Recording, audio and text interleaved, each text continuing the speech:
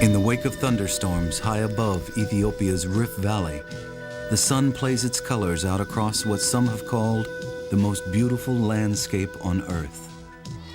But many of those who live here cannot see it. Ethiopia has an epidemic of blindness, almost 1 million cases. And in the Rift Valley, it touches nearly every family. Going blind is so common here, many simply accept it as part of life. But Dr. Wandu Alamehu cannot. But almost every kid has an active trachoma. But we're determined to do something to avert all this blindness that's coming from a completely preventable infectious problem. Dr. Wandu and a handful of colleagues have dedicated their lives to turning back the tide of blindness in the most remote parts of Ethiopia. Mile by mile, village by village, they are performing the ancient miracle.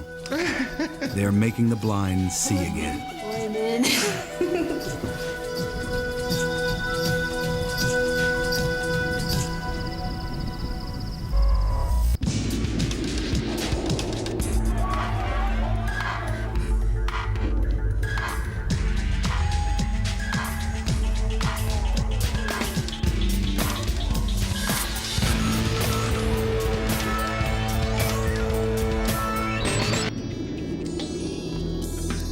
Ethiopia is a land of mixed blessings. Most of its fertile plateau lies high above the rest of Africa, with a moist, mild climate. But in the low-lying Rift Valley, temperatures soar and water grows scarce, with tragic results. Almost 20 years ago, a young eye doctor fresh from the city journeyed into the Rift Valley and was appalled. Everywhere he went, he saw blindness caused by malnutrition or disease, most of it preventable or curable. He went back to Addis Ababa, a changed man. Now Dr. Wandu is a man on a mission, bent on wiping out blindness wherever possible from the Ethiopian countryside, starting with the arid Rift Valley. The Great Rift Valley cuts a swath right through the center of Ethiopia and through the homelands of the Guragi people. Most of the Guragi live southwest of the capital, Addis Ababa, and it is here that Dr. Wandu is headed on his far-flung rounds. Dr. Wandu does have a practice in Addis, but most of his time goes into his missions to the countryside. Today he's taking 2 young students on an extraordinary house call to see a young Guragi woman. Out here, blindness confronts them every step of the way.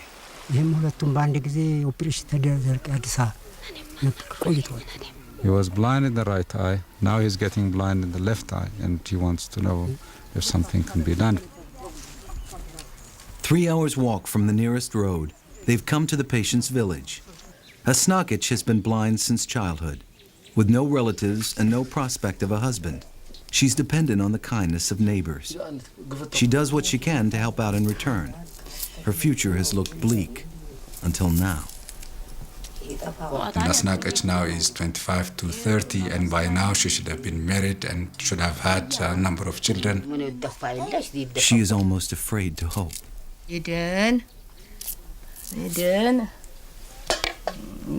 ካልዳነ ብዬ ነው እንጂ ከዳነ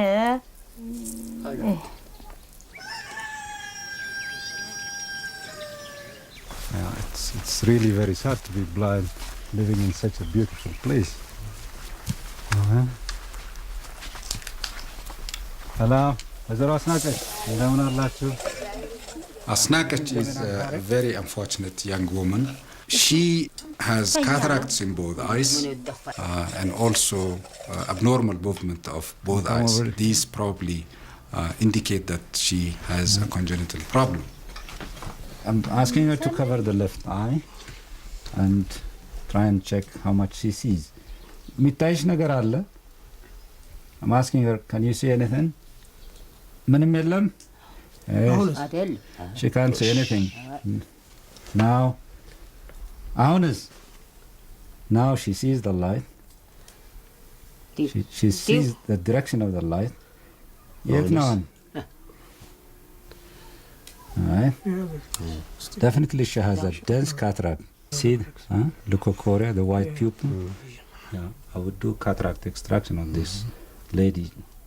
With straightforward cataracts, one would expect a very good visual rehabilitation, good quality vision after surgery. But in her case, the prognosis is really guarded. I would say the vision is going to be much better than what she has now, but she's not going to be as good as straightforward cataracts. The next morning, Asnakic prepares to leave for her cataract operation. She's fully aware that there are no guarantees, especially since she's been blind since childhood. But a good luck song raises her spirits before the long and difficult journey.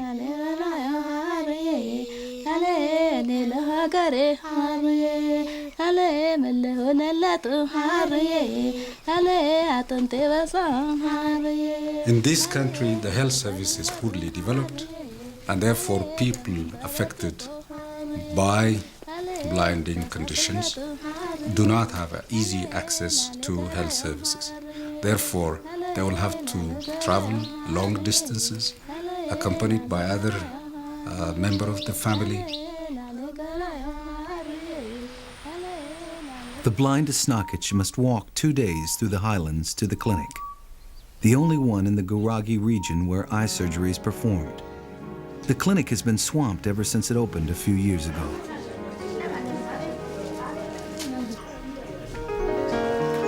Asnakic knows she is lucky to have been chosen for a cataract operation. Aside from Dr. Wandu's wandering eye doctors, this is the only ophthalmologist in the region.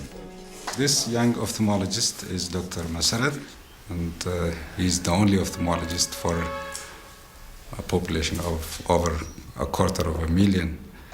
Dr. Wandu will assist in the operation.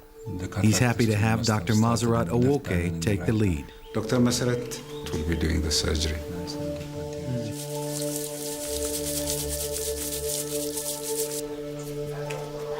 There is a good chance of an improvement in both eyes. We are hoping that at least she will have a walkabout vision after the surgery.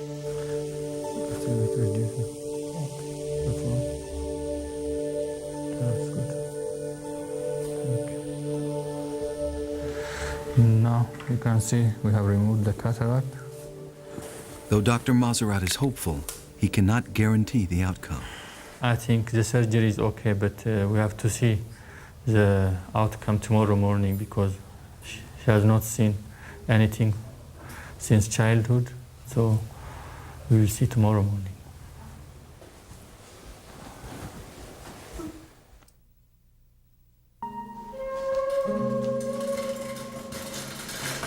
The next day, Dr. Masarat prepares to remove Asnakic's bandages. But she's so nervous, he decides to remove those of another patient first. 50-year-old Ambasash has a very good prognosis, so her results will probably give encouragement to Asnakic. She sees closes. من على سيجلته من على lips. She sees closes. And so much is a lot of people. I can see a lot of people in front of me.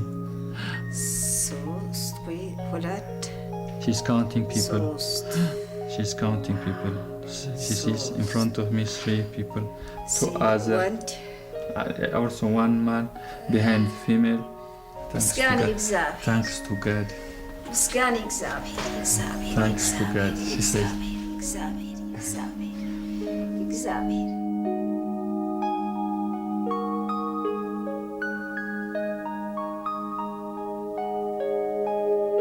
I'm going to remove the patch. Now the moment of truth for Asnakic. She can barely remember what it's like to be able to see, and she's petrified. Yeah? Taishal? She's laughing. Esi kanablashi. Taishal? Ani Taishal? Itaya? Ninja. I'm very happy because she's laughing. She's very happy.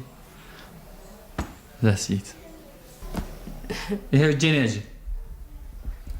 I ይሄው ያዥዋ I can see your hands. I can see your hands. There is nobody to help them, and I am going to help these very poor people here. That gives me a great pleasure.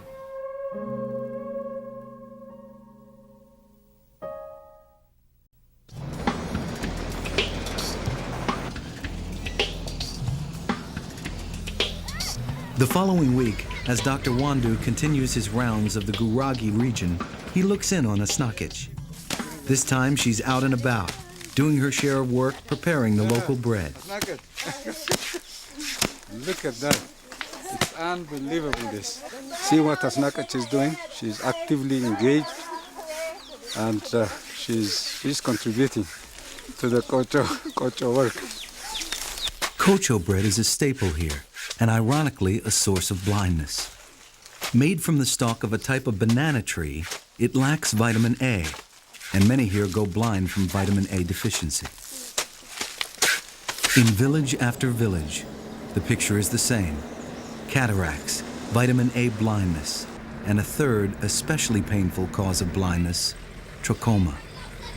It's a bacterial infection easily washed away, but here water is often too precious to use for washing.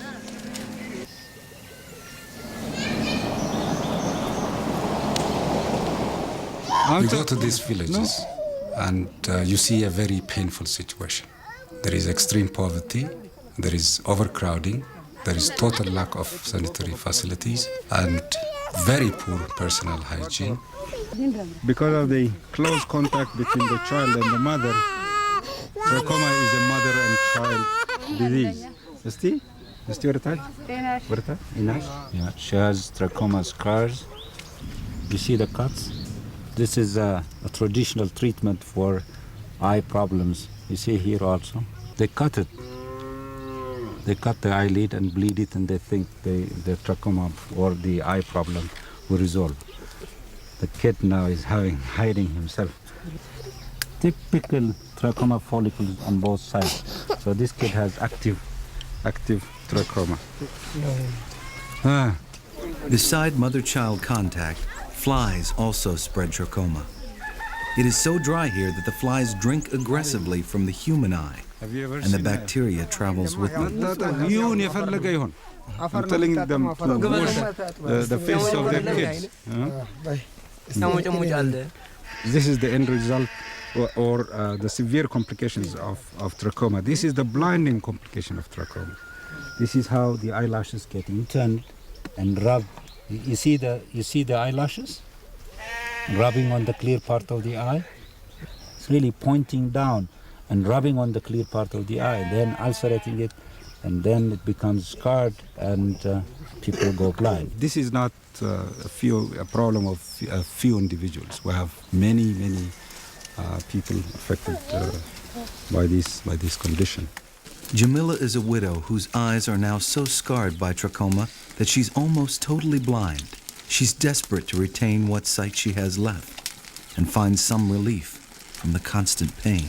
It's extremely painful because of the interning eyelashes that rub on the clear part of the eye. It gets infected, and the people get severe, persistent pain and discomfort and watering. Their daily life is severely affected. They cannot carry out their daily duties because of these constant, persistent discomfort. Caught early enough, trachoma can be cured by a simple operation. Thanks to a program created by Dr. Wandu, surgery is now available, a short journey from Jamila's home. For people like Wazira Jamila, what the surgery can do at best is really stop the pain and the discomfort. The operation will definitely stop the eyesight from deteriorating. With Dr. Wandu's initiative, about 20 healthcare workers in this region have been trained to perform trachoma operations. The procedure to stitch the eyelids back is quick, simple, and can be done under local anesthetic.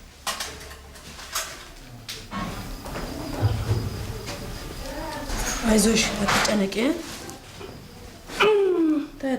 the first month alone, each nurse performed more than 50 trachoma operations. The 20-minute operation will keep Jamila's eyelashes from abrading her corneas.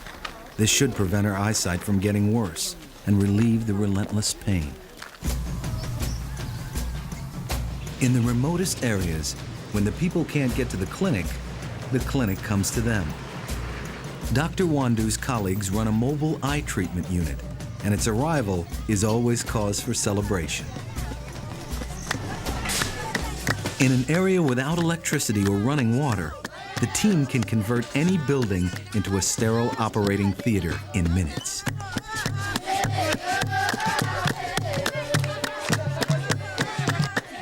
The Land Cruiser powers the operation.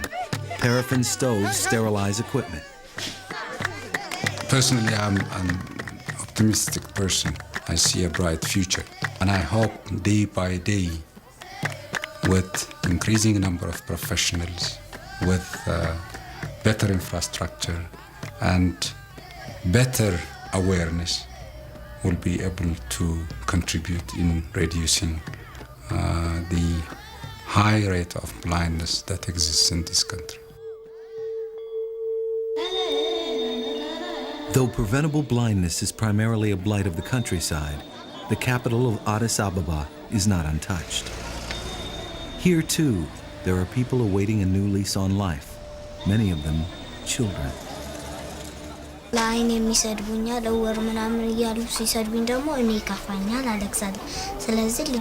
Aragash, an 8-year-old orphan, has been blind since she was an infant. She cannot play with the other children, and she can't help her grandmother, who is also losing her eyesight. Aragash is blind in both eyes, most probably from vitamin A deficiency related problem. Last year, Aragash received some eye drops. Miraculously, a little sight was restored in one eye, just enough for her to be able to go to school.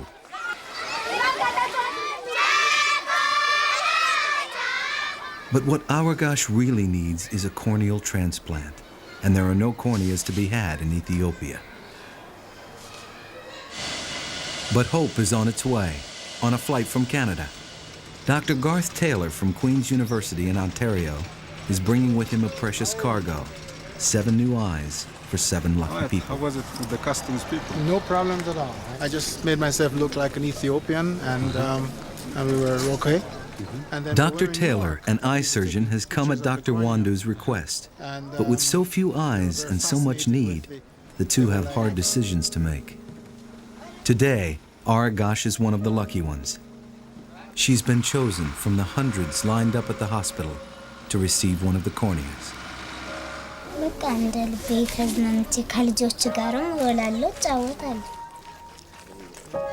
For the surgeons, it can be agonizing. Every dream fulfilled comes with 100 dashed hopes. It's a very difficult decision, actually. At times it becomes really heartbreaking to select patients for these transplant surgery. Dr. Taylor brings more than his skill as one of the world's best eye surgeons.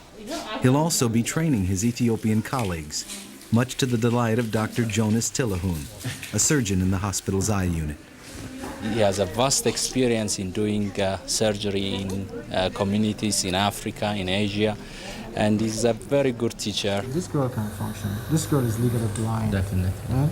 So if I can get that vision in the left eye to be better in the right eye, she's a better person. In Aragash's operation, the experienced Dr. Taylor assists Dr. Jonas in performing his first transplant operation. You know, we have many children and adults who are blind from corneal problems. We don't have the technique and know-how of doing corneal surgery. And teaching the local doctors how to perform these procedures. I alone cannot do it all. And I believe that if I can teach someone to do it, then I know that they will then teach others. This whole dissemination of skill is so vitally important, you know, properly. If there is no rejection, no complication, then Aragash's life is going to be completely transformed. She is going to be a happy 8-year-old. This is really nice, you know. Very good, very good, very good. Good surgery.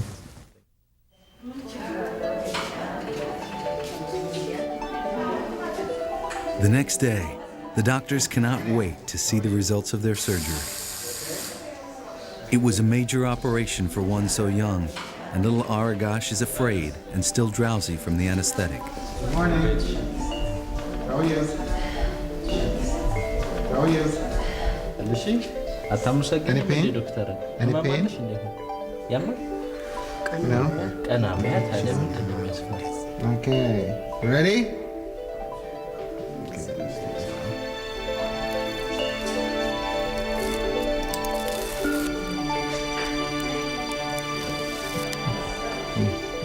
Now, open your eye. Stick fetch. እስቲ ወደኛ እይ እንታያለን በደንብ ይና ይኸውልሽ ስንት ነው ይሄ ታዲያ ደስ አይልሽም እንዴ ይኸው Yeah? Okay, very good. ወይ እናመስግናለን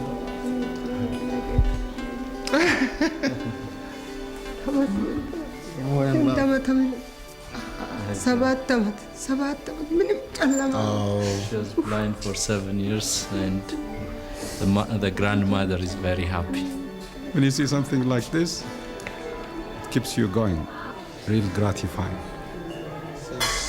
What it's all about. It was one of the happiest moments in my life to see that young child smile and see a bright future. Another patient, a 15-year-old girl who has been blind for most of her life, was also the lucky recipient of a cornea transplant. I love my work. I love what I'm trying to do. And I think I can make a positive contribution. What she say? He's asking her whether or not she's going to invite you guys for dinner.